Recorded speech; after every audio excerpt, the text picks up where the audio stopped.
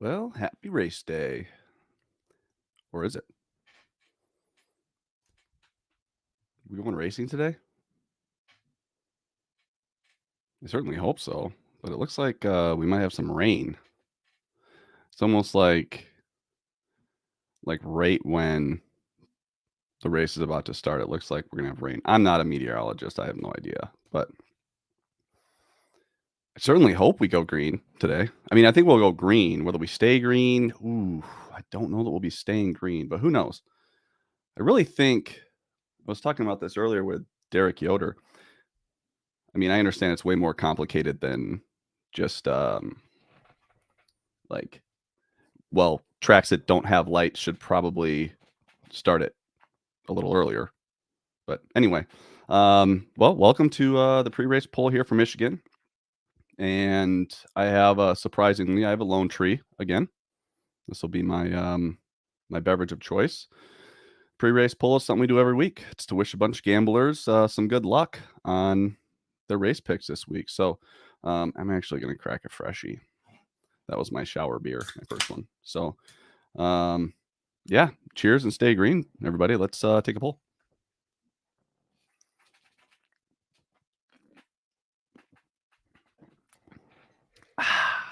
All right. Let's go over the rules. Okay. Rule number 1. If there's breaking news, you need to let me know. I'm relying on you guys. I trust you guys. If there's something that happens on Twitter, you need to let me know and see if there's an opportunity to make money. That's when the world will stop, and we'll see if we can make some cash and see what that means for us. Okay. Number 2, don't ask me what I'm betting. I will not answer that question. So let's just not even go there. Perfect example as to why. I released my picks to Todd and at bettheboardpodcast.com, and he posted them. And let's see, I released it at minus 125, and 1 minute later it was minus 165 and minus 180 some places. So you better act fast, and that's the reason why I don't give picks publicly. Now, I'm also 6-0. That really helps. That definitely helps that situation. But Todd's always told me it's hard to give away your picks publicly just because this NASCAR market is so fragile, relative to the NFL or college football, that you kind of need to be careful with how often you're releasing picks and when you do it. You need to make sure that there's enough action on both sides in order for the line to just not get out of control. I'm not saying that that's out of control, but I don't like that bet at minus 180. So please don't play that bet at minus 180. I liked it at minus 125. It's probably good to 35 or 40, minus 135 or minus 140. But that's why I don't give away my picks on here. I have made about 5 bets or so. No one to win the race. No one to win. The last rule is if you disagree with me, I more than welcome that, but you have to give a reason. You can say, Chris, you're an idiot, and here's why. If you just say, Chris, you're an idiot, I'm going to block you because that's not helpful. So remember, the purpose of this is for us all to get smarter. I had some great conversations. For example, today, I thought that Austin Dillon might beat Austin Cindric just based on track history. They look similar in practice, and Derek Yoder did a great job of talking me off that. I was not that I was going to play it, but I definitely liked the Dillon side, and he had some compelling points, and I changed my mind. Changing your mind is a superpower, especially in betting. Do not let your ego get in the way. If you do that, you'll never make money. If you have fandom or you like one driver and you tend to bet on him more, you won't make money in the long run. You will not make money. So it's us versus them. Let's make some money, all right? First segment brought to you by Todd Furman, his favorite segment, Where I Was Wrong. Where was I wrong last week? This is the segment. Okay, moving on to the next segment. That's where I was wrong. Absolutely nowhere. For example, who said that Chase Briscoe was going to be the only one to stay out? Who bet Martin Truex at 3-1 against him because he thought that? Who said Cindric and Reddick would pit because they had race-winning cars? Okay. To quote Kevin Kisner, this ain't no hobby. I woke up to a nice little text this morning from my father, which is kind of funny. My dad likes to bet NASCAR every now and then. I woke up to just looked at practice times. Looks like the Gibbs Toyotas are locked and loaded. Is this Truex time? Ty Gibbs over Eric Jones. Like, my dad is now handicapping NASCAR. He's been betting it like 1 or 2 bets a race for 3 months, less, 2 months, maybe a month. He's been making 1 bet, and now I'm getting his opinion, which is adorable. Dad, you're adorable. I know you're listening, and you're adorable. He did get the one advantage of being my dad is you get the bets that I'm going to give publicly. You get them in advance. So he got a good number. I promise you that on the bet. You can go to bettheboardpodcast.com, or you can look on my Twitter, Chris Wormy15, or Todd Furman's to get the link if you want those bets. All right. So this week, kind of interesting. What are the track comps? Started out with Fontana. Everyone liking Fontana. I do not like Fontana as a track comparison. And it's crazy how now no one is comparing it to Fontana. I wonder where you guys heard that first. Where'd you hear it first? I had to get someone from NASCAR to actually help me in my argument against Fontana. And so thanks, Brian Murphy, for helping me out and backing me up on the fact that Montana and Michigan are just very different. Now, I will say this. Just because the cars are set up different doesn't mean that they don't correlate. Let me say it again. Just because the cars are set up different does not mean that they don't correlate. There's a good chance that the teams that run well at Fontana will run well today. Now, I don't think that's the case, but in the past, that might have been a possibility. Not to mention, before 2011, I do think that there were more similarities, but since the refab, very, very different. Very different. Also, but here's the thing, I guess, before I jump ahead. Like, prediction is only hard when you're referring to the future. Prediction is only hard, especially when it's about the future, you know? It's not easy. We didn't know. We could have had a completely different practice, and then maybe everyone that thought Fontana was a similar track, they could have been right. But I think after watching practice that no one will think that. Also, I'm seeing a lot of Chris Bell love on Twitter. Seeing a lot of Chris Bell love. I wonder who gave that out earlier in the week. Yeah, there's a podcast called Stay Green. It's a Bet the Board podcast powered by NASCAR. You should check it out. It comes out every Sunday. Follow at Bet the Board Pod, myself and Todd Furman, and you will see when that gets released. Still a lot of unknowns going into the race today. Like, what's the racing going to look like? You know, we saw yesterday.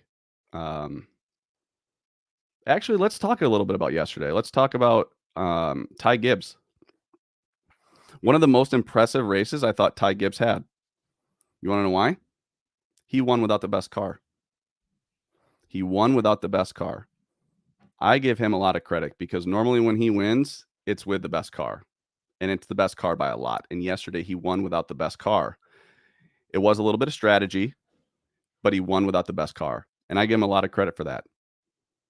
The best cars for sure were the 7 and the 9.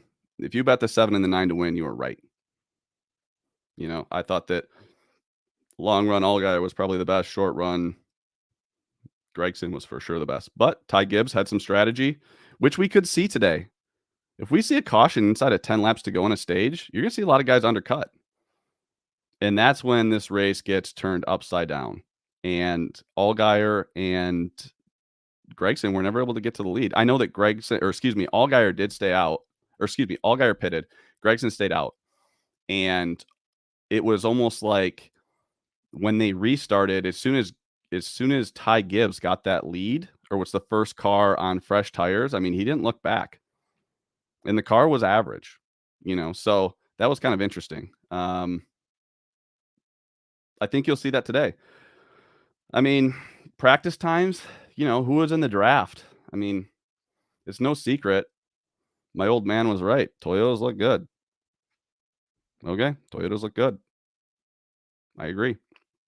But I wasn't able to see their practices. Does anybody know for sure? If you know for sure, like, hey, I saw, Kyle and Hamlin and Bubba running together, let me know. Let me know in the comments if you saw that, because I want to make sure we get this right. Either they're way faster than everyone else, or they just practice differently. Does that make sense? Do you guys understand what I'm saying? Because we can all agree. Would you all agree that the Toyotas look the best today? We'd all agree.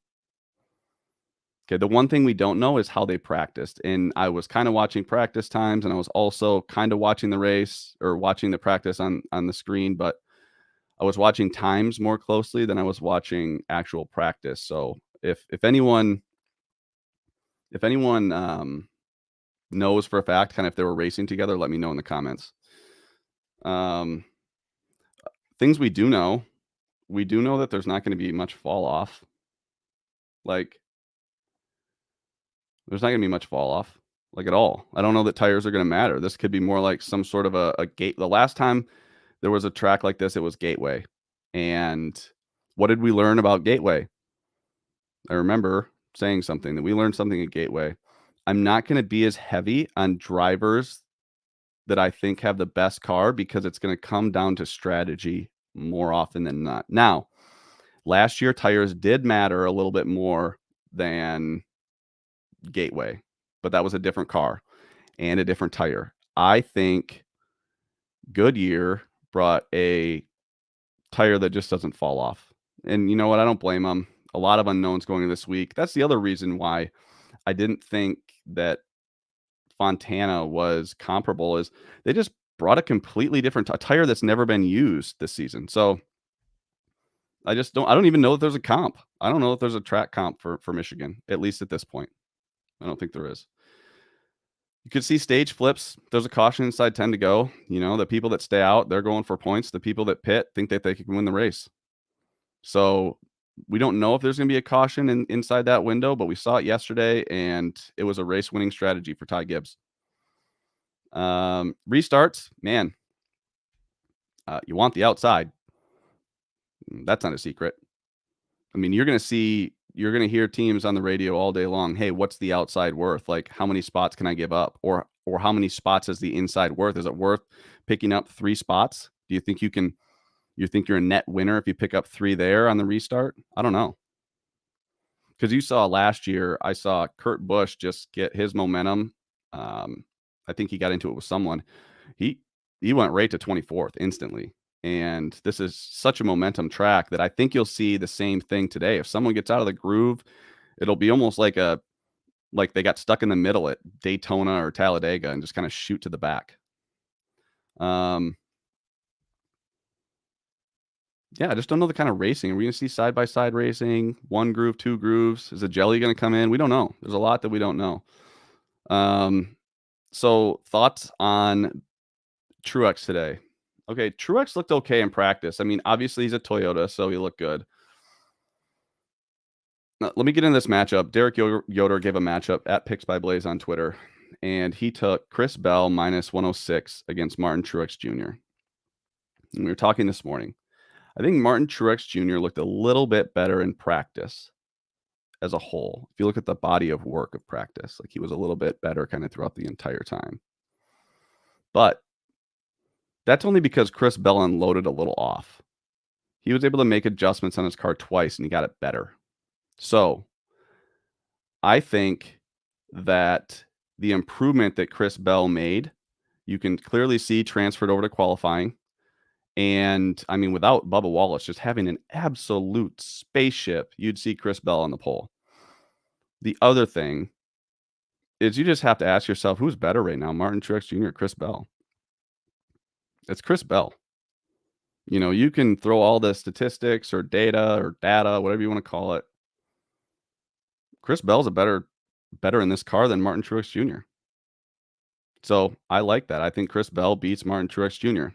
I personally didn't play it, but I mean, I have a lot on Chris Bell top 5, so I'm hoping that I can cash that ticket.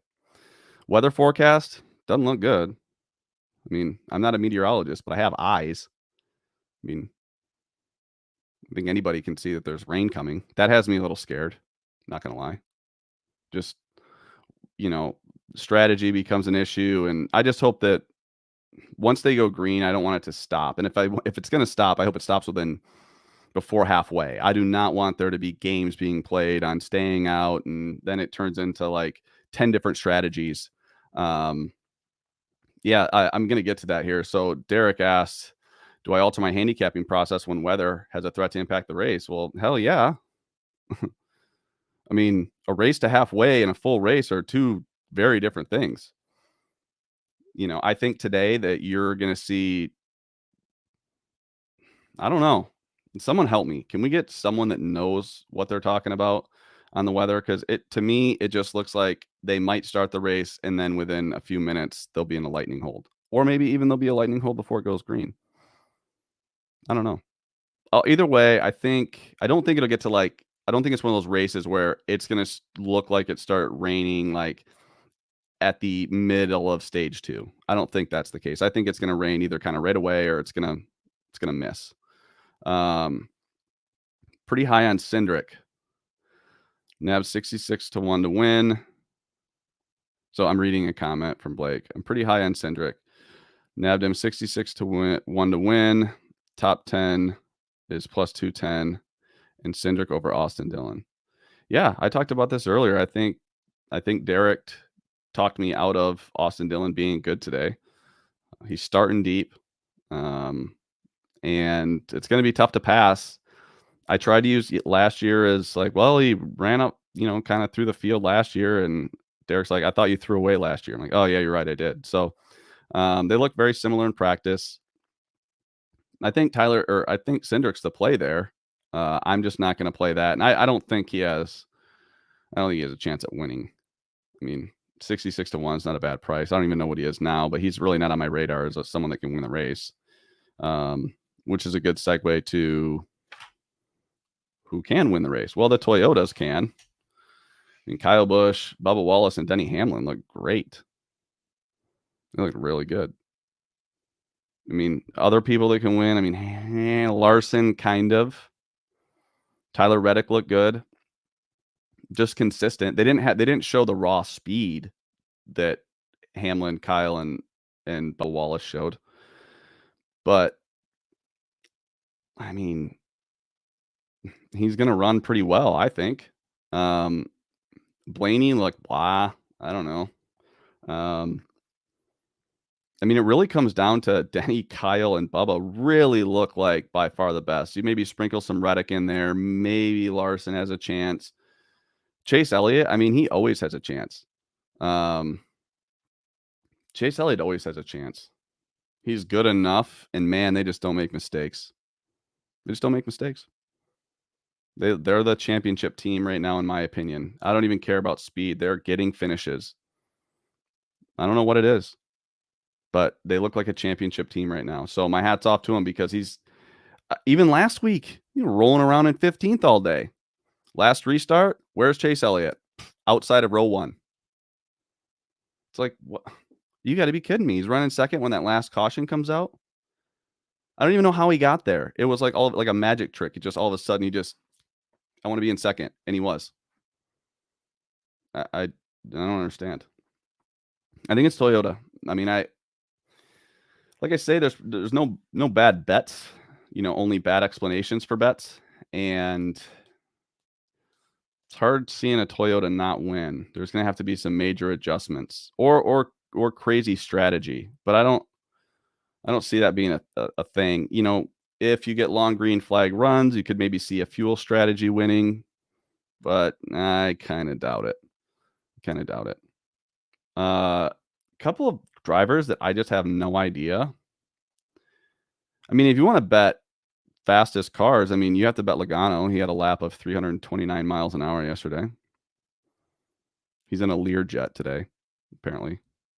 How does that happen? Did he cross the finish line on pit road and then back up, and then it just did the math and said, oh, he must have been going 329 miles an hour to click a lap that quickly? That's why his laps were all funky. He didn't look that good in practice, and then he qualified 4th. Is Joey Logano good today or terrible? I can't decide. I can tell you this, though. Paul Wolf will put him in a position to win at some point. I will say to myself, I swear at one point today, oh my gosh, Joey Logano with a slow car has a chance to win. I don't know. I don't know why. Or he'll just go straight to the back because he's been terrible. Everything that I see right now is his lap times were below average, but he qualified 4th. That was shocking. You look at Ross Chastain, he qualified about how he looked. It's about how this is as bad as he's looked all year. My book has Gibbs over Wallace, or Gibbs plus 160 over Wallace. Worth a flyer. Okay, so Ty Gibbs. Here are my thoughts on Ty Gibbs. These are thoughts. I have no betting interest at all on Ty Gibbs. His practice looked pretty decent. Qualified 11th. Only Toyota to not get into that top 10. You know, I did see him get mad. I kind of like that. Yesterday changed me a little bit on Ty Gibbs. I used to not be high on him. Now I kind of like him. Hang on, taking a pull. Lone Tree cider, so good. Ty Gibbs. I was impressed with him yesterday. I was impressed with his practice, qualifying, and I was impressed with the way he ran that Xfinity race. Here's my thoughts. I think when Ty Gibbs was at Pocono, he was happy to run all the laps and he would drive conservatively. And he got a decent finish. I think that's what happened. I faded him across the board last week, thinking he wasn't going to be very fast. And he wasn't. He just stayed out of trouble, which I applaud. I think that's great. This week, he's got a top 10 car, in my opinion. And Kurt Busch has been good on similar tracks. If you consider Kansas a similar track, then Kurt Busch was the best. So I think that that's a fair argument or explanation. Here's what I think is going to happen. I think if Ty Gibbs is running up front, he'll start to get a little bit more aggressive than he probably should. Let's just say he's running 8th. And, maybe he's faster than someone, like, let's just say Tyler Reddick's in front of him, and he thinks he can make the pass. I think he gets too aggressive, and I think Ty Gibbs finds himself in trouble. I think anyone that fades Ty Gibbs has an argument because of that reason right there. That's the only reason why. His speeds are there to be in a top 10. I just don't think that's what happens. I think he's still young and he's shown maturity, but he's shown maturity in 20th to 30th place. I think when he gets kind of to the front, he's like, oh my gosh, I could win a race, or I get a top 5 or top 3, or this could cement me in the 18 car next year. I think he pushes it too far, and I think he wrecks or something. I don't know. I don't want to call a wreck, but anyone that, I think there's value betting against him still. But I do think if he runs based on his practice speeds, he'll be good. I just don't know that. I don't know if that's what's going to happen. Alex Bowman, does he even race still? Thoughts on Alex Bowman was a question. Is he in the Cup Series anymore? I don't know. I haven't seen him. Is he racing today?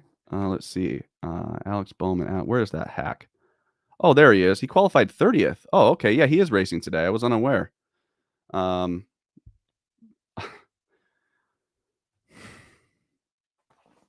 Alex Bowman, what are you doing? What is going on? I mean, I got nothing. I mean, maybe he turns it around. That'd be speculation. He looked okay in practice. He looked better than Byron, but I don't trust him. I trust Byron way more all of a sudden. I've kind of flipped on that. But Byron unloaded not very good this week. And I think he could have some troubles. When he doesn't unload well, he does not run well. So I'm not high on William Byron, but I'm also not high on Alex Bowman just because I have eyeballs and I've watched him the last few races. He's just been Like, what is he even doing?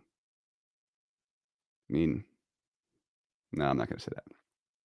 No, I don't. I'm not a Bowman fan.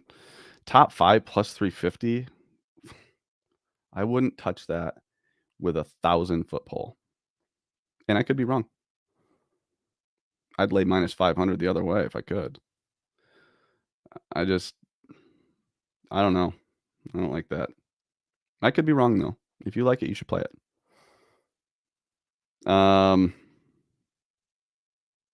Oh yeah, I wanted to before we get going here, I wanted to bring up a couple books that I think can help you become a better. um, number one, and well, here let's grab them here. Number one would be this "Thinking in Bets" by Annie Duke. I don't know if you can see that. Great book. You will get smarter in life just by reading that book. And the other one is Super Forecasters or Super Forecasting right here. This is about a group of people that are really good at prediction and the traits that they actually have that make them better predictors than professionals or experts. So both really interesting reads. I think that we can all benefit from reading. There you go. There's my hot take. Reading is good for you. Like I don't know one successful person that doesn't read. So I would do that. The last thing I want to talk about is yesterday. Went 2-2 in matchups in yesterday. I had 2 bets on Sam Mayer. Sam Mayer had a good car. I thought Sam Mayer had a really good car. And I bet on him. I bet on him against Austin Hill, and I bet on him against John Hunter Nemechek. Austin Hill was decent. Nemechek was not. Nemechek finished 19th. He was not good. But Sam Mayer, maybe the biggest bonehead move I've seen. But I've thought about it more, and I have a new theory. So I actually even drew something for you guys to see, and I don't know if this is even going to work. This is what happened yesterday when Sam Mayer was racing for 3rd place. Here's the diagram. Okay? Can all see that? Okay, Sam Mayer's the 1. You have the 21, which is Austin Hill, and then you have the 18, Sammy Smith. Okay? Sam Mayer's hauling ass on the front stretch going into turn 1. He's got 2 options, right? He's got 2. So you can see A would be take them 3 wide, which is what I would have done. I would have done, this is harder than I thought. I would have done this. I would have taken them 3 wide, and I would have passed both of them. That's what I would have done. Now, the other option is just to slow down. Because remember, you're in the draft and you're coming up fast. The other option would just be to slow down, maybe let off the gas or hit the brakes. Nope. How about neither? How about just run into the back of the 18 and end your day? Just do that. That's the right play. So I actually think Sam Mayer's a pretty good driver. So I think the only explanation, remember I'm a big explanation guy. The only explanation is he sneezed. Has anyone ever done that in the highway, or you're driving on like a road and you're like, oh, I got to sneeze. And you don't want to sneeze because you're not then. So I think Sam Mayer has allergies because nobody would just run into the back of the 18, right? No one just do that. That wouldn't make any sense. I don't get it. Can anybody tell me what he was thinking there? I guess he sneezed. I think he's got allergies. So if anyone, I'm going to send Sam Mayer some Allegra. If anyone has his address, let me know. I'd like to make sure, just in the future, if I'm betting on him, I want to make sure that he's taken his Allegra because I was mad yesterday. But you live and you learn, and hopefully he's recovering from that sneezing episode because that's the only explanation.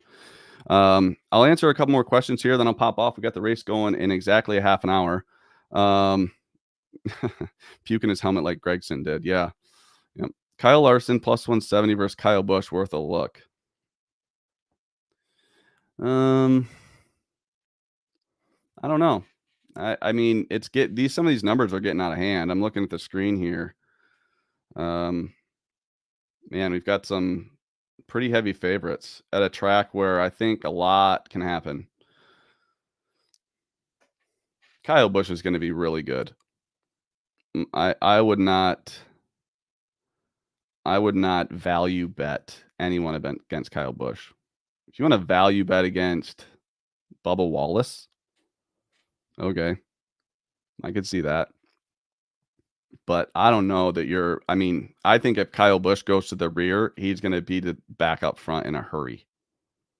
He's already shown he can do that on ovals. I would not bet against Kyle Busch, if that helps. That's just me, and like I said, I could be wrong. But Kyle looks fast, and he's good. He's usually good here, and he's been good on tracks, if you want to call them similar tracks. Good at Vegas, good at Kansas, good at Texas. So, when it comes to, I guess, the weather, to get back to Derek's point, because it's just another unknown. It's systematic risk, so it's risk to everybody. But I'm risk averse, so I don't want any part of that. Rain has started at the track. Perfect. Well, great. Awesome.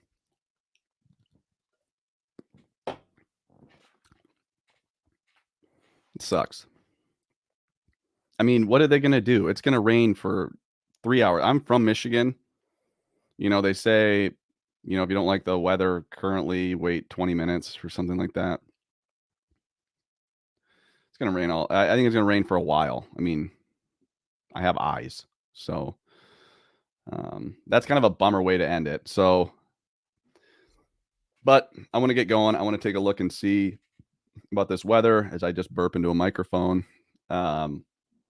Hey, everyone. Thanks for being a part of the pre-race poll. Oh, we took Suarez over Byron, Stenhouse over Kez in a parlay. Thoughts? Do you ever throw together small parlays? I don't parlay often. And I'm not saying that there's not value on them. I just doesn't even cross my mind a lot of the times. Limits are usually a little lower on those. Yeah, I mean, I think Byron's not going to be very good. I don't know the price you paid. And then Stenhouse over Kez. The thing is, I'm not sold on Stenhouse having speed today. I mean, Keselowski's a dump truck, in my opinion. But